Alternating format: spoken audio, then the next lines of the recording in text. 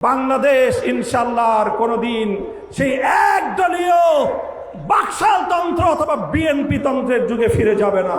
আমরা পরিষ্কার ভাষায় বলতে চাই, আমরা ভারত রাষ্ট্র এবং তার জনগণের সঙ্গে বাংলাদেশ সমতার ভিত্তিতে কূটনৈতিক সম্পর্ক স্থাপন করতে চায়। বাংলাদেশকে বিজেপির কোন দলীয় ফোরামে পরিণত করতে দেব না। বাংলাদেশের বর্তমান সরকারের কূটনৈতিক ব্যর্থতার কারণে হরমুজ প্রণালীতে বাংলাদেশের তেলের জাহাজগুলো বারবার আটকে যাচ্ছে।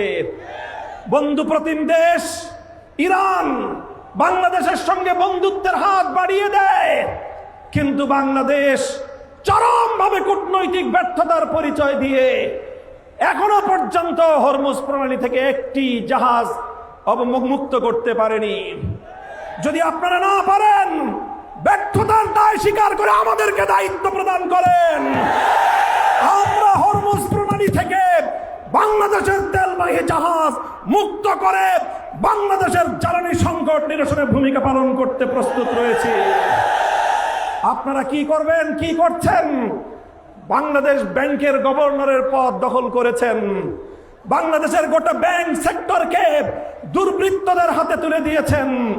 এভাবে ব্যাংক সেক্টর থেকে আবার দুর্বৃত্তপনার মাধ্যমে বাংলাদেশটাকে আপনারা ধ্বংস করার পায়তারা করছেন। আপনারা দুর্নীতি দমন কমিশন থেকে বিচার বিভাগ পর্যন্ত রাষ্ট্রীয় প্রতিটি প্রতিষ্ঠানকে দলীয়করণ করার পায়তারা করছেন। আমাদের আখেরি পয়গাম, বাংলাদেশ ইনশাআল্লাহ আর কোনোদিন সেই একদলীয় বাকশালতন্ত্র অথবা বিএনপি তন্ত্রের যুগে ফিরে যাবে না।